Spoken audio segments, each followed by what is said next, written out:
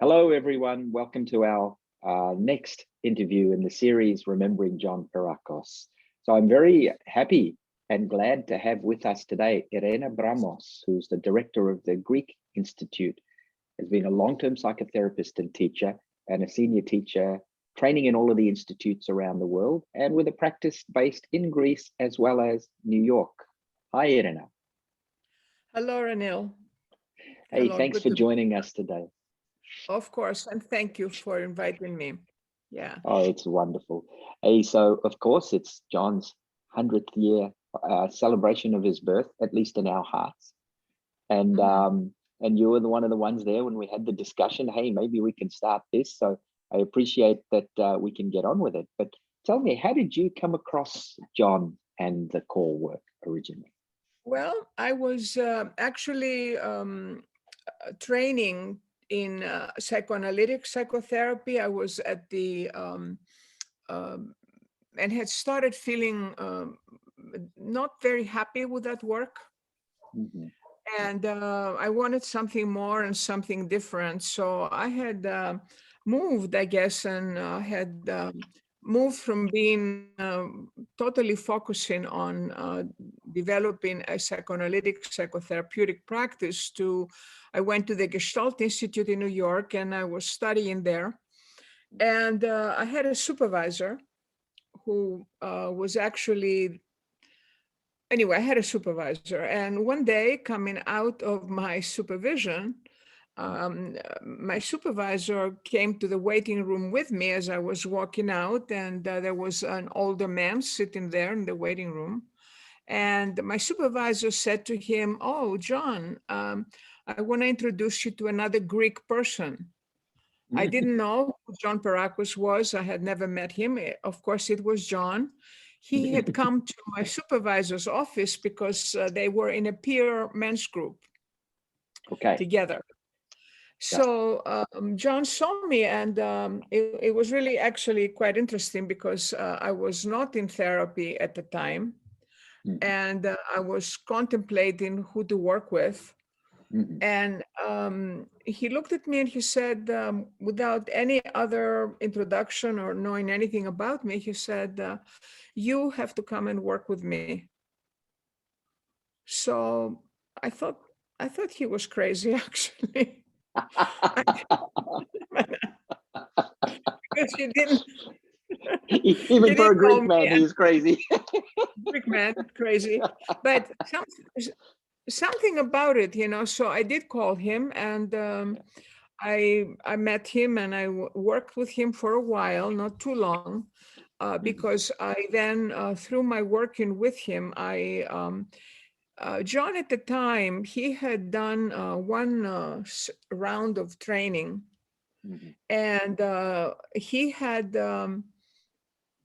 stopped for a while. I don't know all the details of that, but he wanted to restart training. So he invited me to join the training, and I don't know why. I really don't remember why that happened, but once I entered the training, I started working with somebody else. So I didn't work with him too long, but I was in the training. And actually at the time, the training was 10 months a year, a 2-day weekend.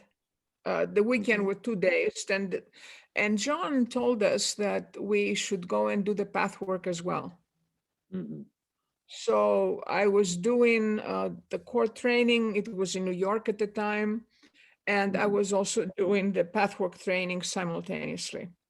So you had a pretty full plate. I had a full plate, yeah.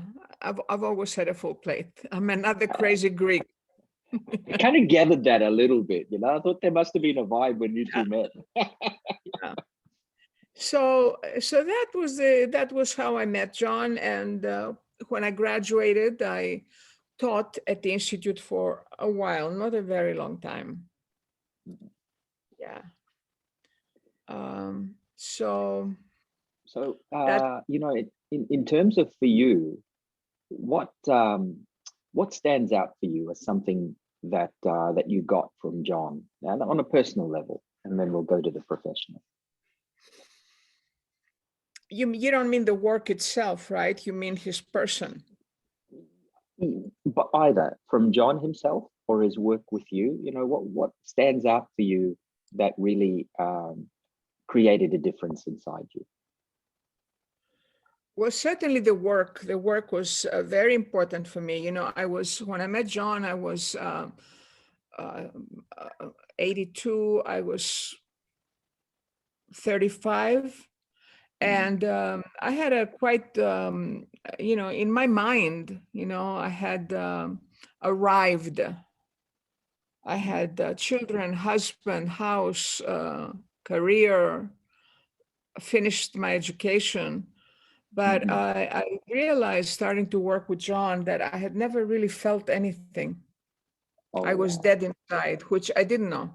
You know, I didn't know. I thought, you know, I'm a smart person and I had lived in my head. So I thought, so clearly, you know, I got my life, you know. Wow.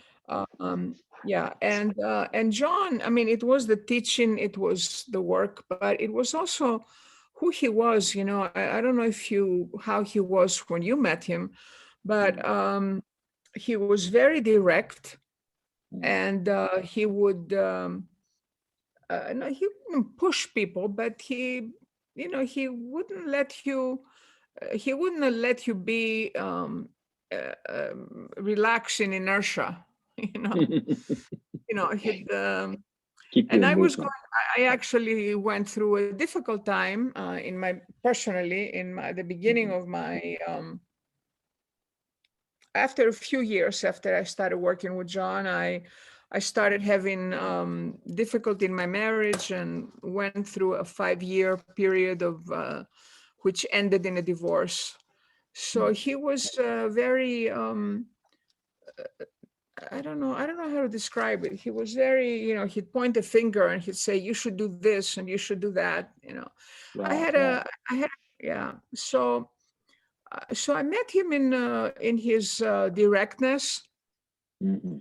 I don't know, you know, I don't know what you're going to do exactly with these recordings. And I had a complicated relationship with John. I don't know how much of that, Only what you you know, feel comfortable to share in public, you know. yeah. I mean, I appreciate your confidence. So just whatever is easy enough and comfortable enough to talk about. Yeah. So as I said, Raniel, it was a difficult time for him with the Institute. Trying to create it. We were the first group after he had been in a hiatus. And he had difficulty finding directors for the Institute. He had personal, you know, he was in his marriage with Dora. Yes. I don't know if the difficulty had started when I was on the Institute, because, you know, so in some ways, what was clear is how much he needed help. Yes. And he had no trouble putting out that he needed help. No. But So that he was also good. had, that So was that was good. good. Yeah. That was good. But he also had very clear ideas about how help should come to him. Not that he was a control freak or anything, you know. Yeah, so it was not easy, you know, because on the one hand, you could feel he would ask for help from a very vulnerable place. He was very open, you know. On the other hand, he once a committee would be formed, or personally, you know, I know sometimes I also had a personal, after I graduated, I don't know why he took a special interest in me, maybe because of my Greekness, maybe because I was bringing up 4 children. You know, one day he arrived at my house, we were going through some difficulty as colleagues. Well, he wasn't quite my colleague. He also was he was my mentor, my teacher, but we were also colleagues. You know, I was teaching at the Institute. I was a therapist myself, and we were going through some difficulties, you know, and so I was really shocked one day. I opened my door, he rang the bell, and he was outside with 4 bags. I had 4 children, one for each of my children, full of toys. And so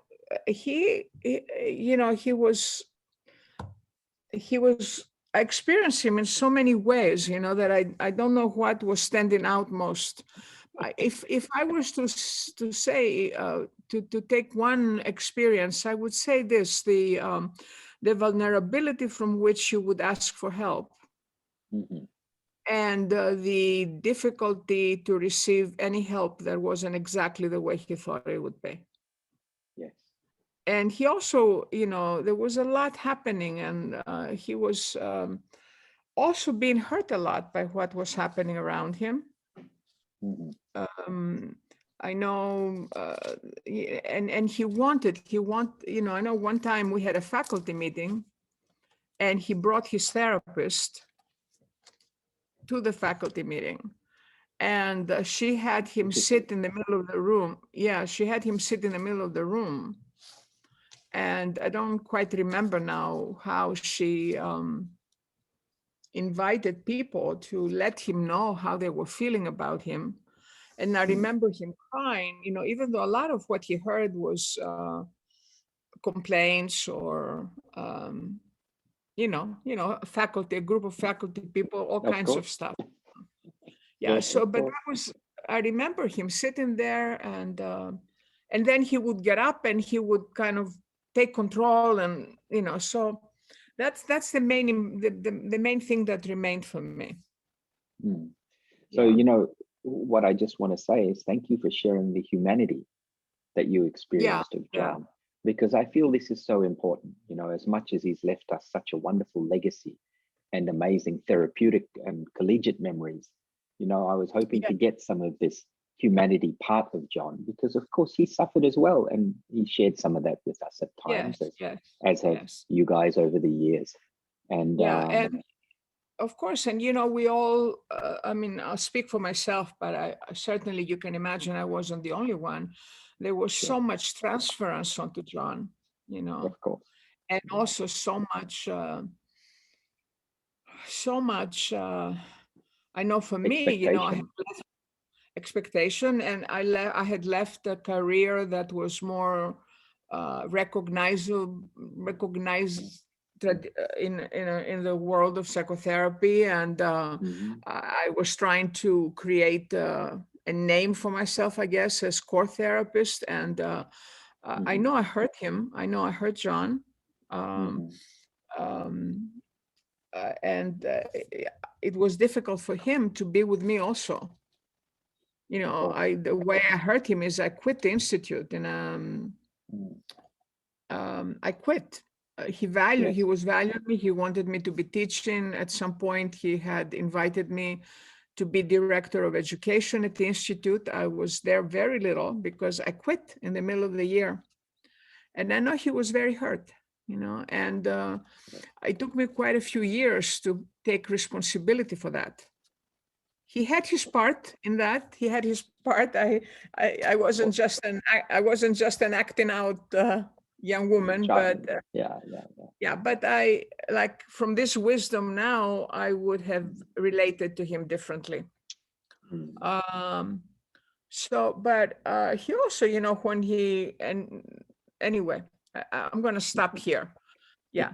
So, and of course, his the other thing, of course, was his willingness to teach, not only in the classroom, but in the hallways, going up and down the elevator. He would tell you, open your heart, and and at times it was I was also assisting him in doing some workshops. At times he was hurtful to people. People who would have come to the workshop for the first time. He would say things to them about them that might have been correct, but I was one of the assistants, and then would have to do the small groups, and I would hear how hurt people were. But so. Yes, that was his way, wasn't it? This is what we're seeing. Yeah, and that was his way.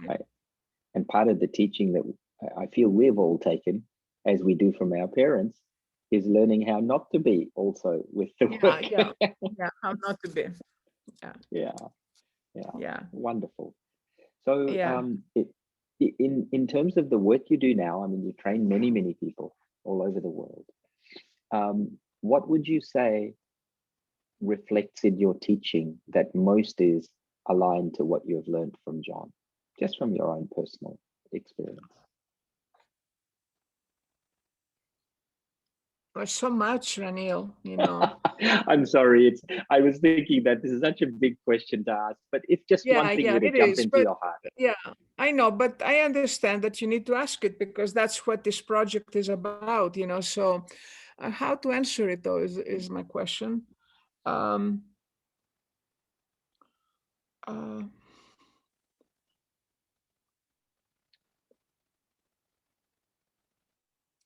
Well, certainly, certainly my very deep connection to the spiritual aspect of the work. The container in which I hold my work, because even with in the very beginning of working with somebody, I don't do too much work with beginners anymore. But when I have, or when I do, from the very beginning, I no matter how specific the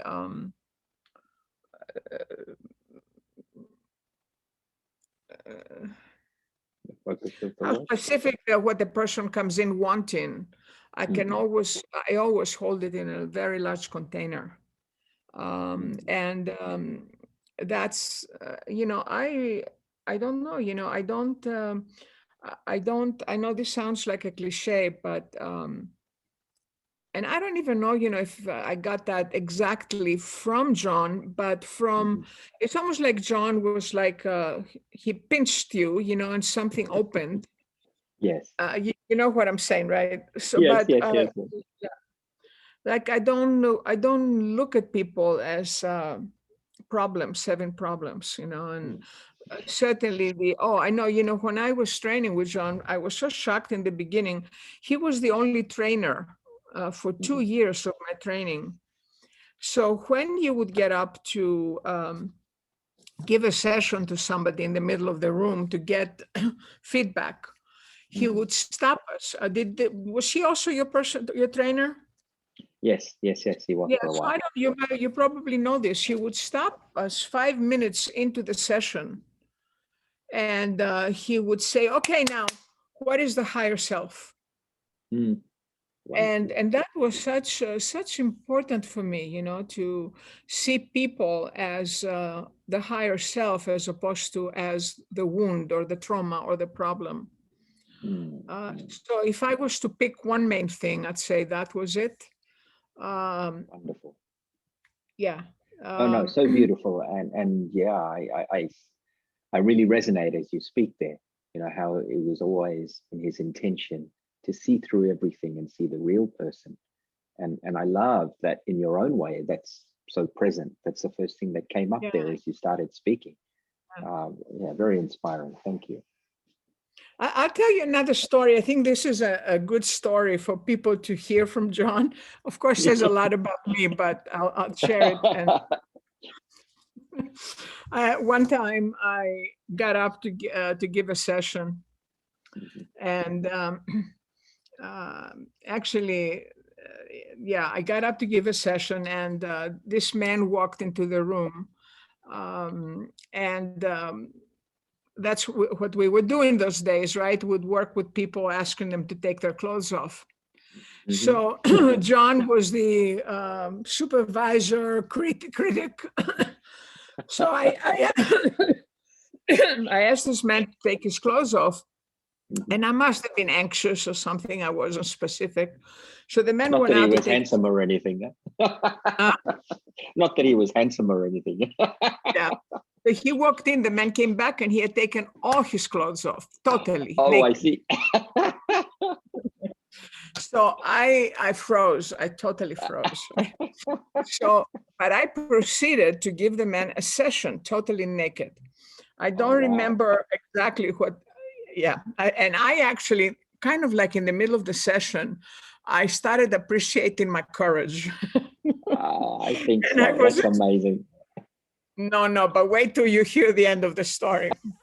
So,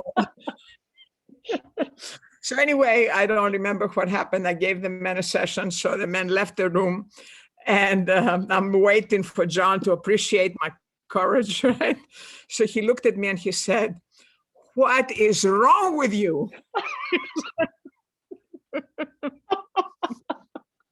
Very subtle. Yeah, why you said you humiliated the man, you humiliated yourself, you humiliated me, and Oh, I mean, I'm laughing now, you know, but you know what has remained for me now that I no longer am angry with him for letting me do it or whatever. His ability to sit there, you know, for the whole session and not and say anything. let me do it, you know. Mm, I learned a lot from that. I learned a mm, lot from that session, but it was wrong. I shouldn't have done it, but he let me die. mm, You know, he really let me die. He didn't give me a hand out. mm. And maybe you don't need to put the whole story in, but the what I'm really saying is that that's another thing I got from him: the willingness to die as a therapist, Mm. That's the risk taking we speak about. Yes. risk taking, to just be with making mistake, you know, not Mm. Not be yeah. perfect. So maybe the moral of the story might be good as opposed to the whole story. I don't know. You know, I don't know. yeah. Well, we can talk about it. But that's yeah. I hear you. You know, I mean, this is the biggest, one of the biggest things as therapists, isn't it? That everyone that we see, that we go through ourselves, is to be perfect, to do everything right. What's you know, and as you say, to take that risk and fall on your face and see the blessing of the outcome at the same time. Yeah. Wow, Yeah. So thank you. yeah. Look, that's Yeah. been Yeah. really wonderful, Irina. If there was anything else you'd like to say as a last comment about John or about the work you do, would you like to add anything?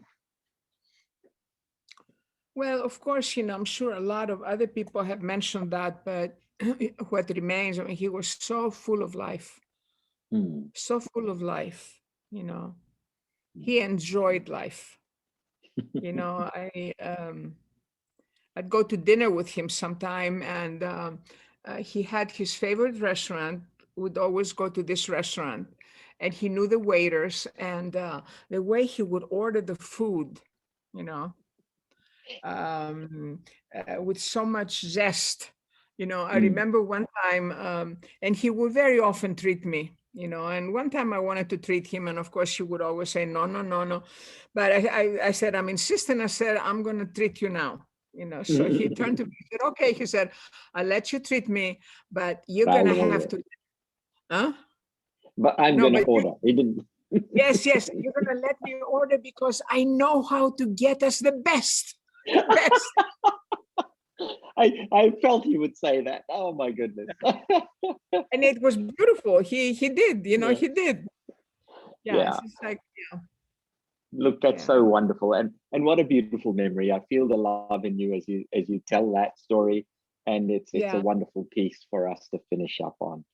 Irina, Okay. thank you so much for your time. Thank you, Renee. And no doubt we'll be talking some more. Yeah, and I hope to meet you someday soon.